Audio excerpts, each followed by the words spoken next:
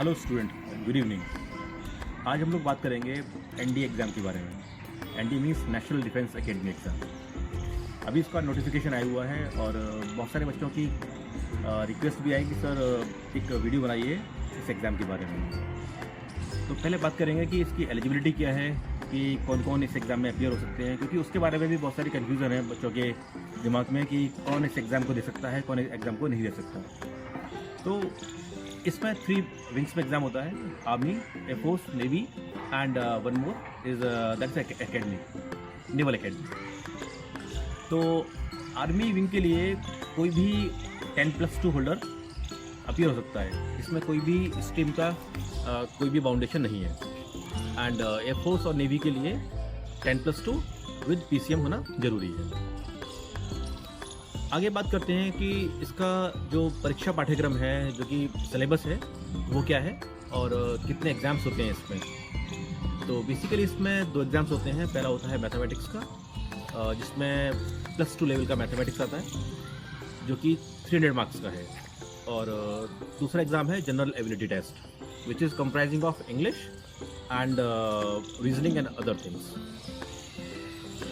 So that exam is of 600 marks. So combinedly that gives you 900 marks.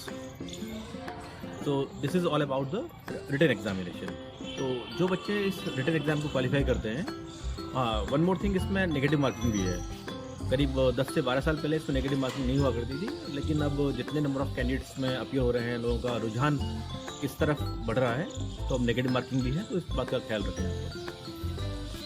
Syllabus आपको UPSC की website से मिल जाएगा कि मैथमेटिक्स में इसमें क्या क्या आ रहा है। जनरली जो लोग 10+2 कर रहे हैं सीबीएसई बोर्ड से, जो पूरा एनसीईआरटी का जो सिलेबस है 11th एंड 12th का, वो इस एग्ज़ाम्स में आएगा। और जनरल एबिलिटी में इंग्लिश एंड जीके। तो इंग्लिश जो है 200 मार्क्स का है and remaining 400 is of other GK. अब बात करते हैं एक्चुअली जो लोग रिटन एग्जाम को क्वालिफाई करेंगे, उसके बाद होता है एसएसबी। SSB means interview. तो the full form of SSB service selection board. तो इस एसएसबी के बारे में लोगों में काफ़ी भ्रांतियां हैं कि कैसे होता है, क्या होता है। बहुत सारी कन्फ्यूज़न है बच्चों के दिमाग में। बहुत सारे बच्चों को फ़ोन भी आया कि सर एसएसबी को कैसे क्वालिफाई कर सकते हैं, किस तरह की एबिलिटी, एप्टीट्यूड एंड एटीट्यूड बच्चों में होना चाहिए। तो जब आप इस रिटन एग्ज़ाम को क्वालिफाई कर लेंगे, तो अब आपके पास में एसएसबी से फल आएगा।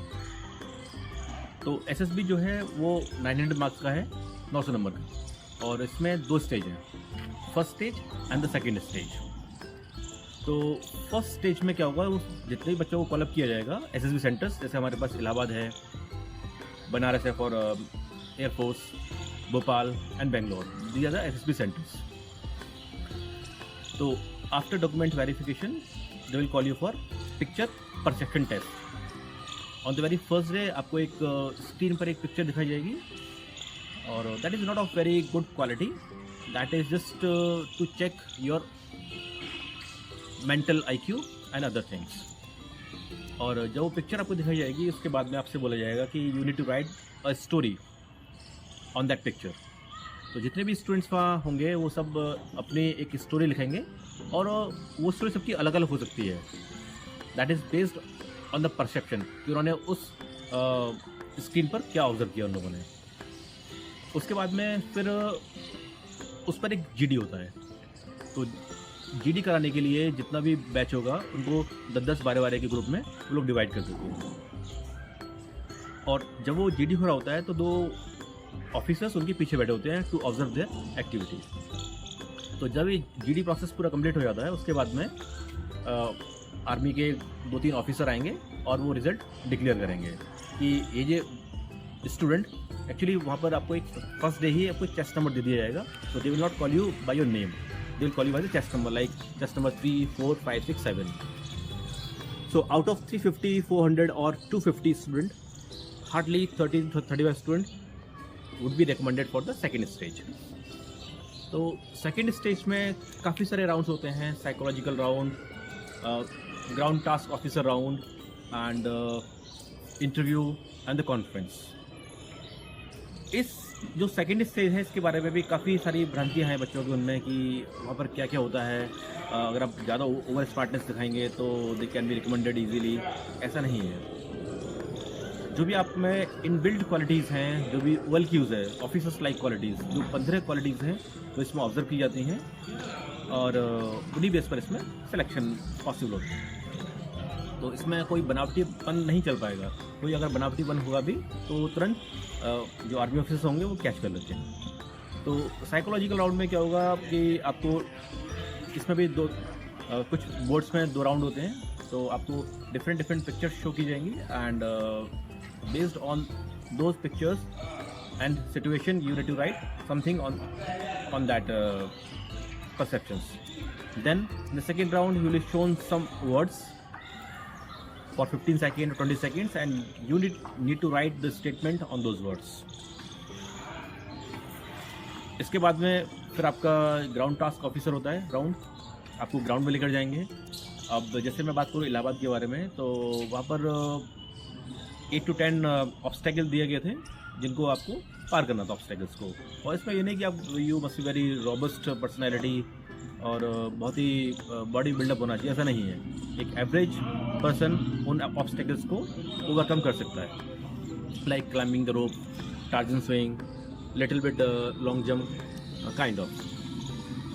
तो जब ये ऑब्स्टेकल हो जाते हैं तो जो आपका जीटी होगा, जो ऑफिसर होगा, वो आपको कुछ टास्क देगा वहाँ पर, और वहाँ पर आपकी जो लीडरशिप क्वालिटी है वो ऑब्जर्व की जाएगी यहाँ पर। उसके बाद में फिर आपका इंटरव्यू होता है। तो एक army officer will take your interview. That interview may go up to 40 minutes, 50 minute and 1 hour. तो उसमें वो आपका जो पर्सनैलिटी टेस्ट है वो किया जाता है। And next day there is a conference round.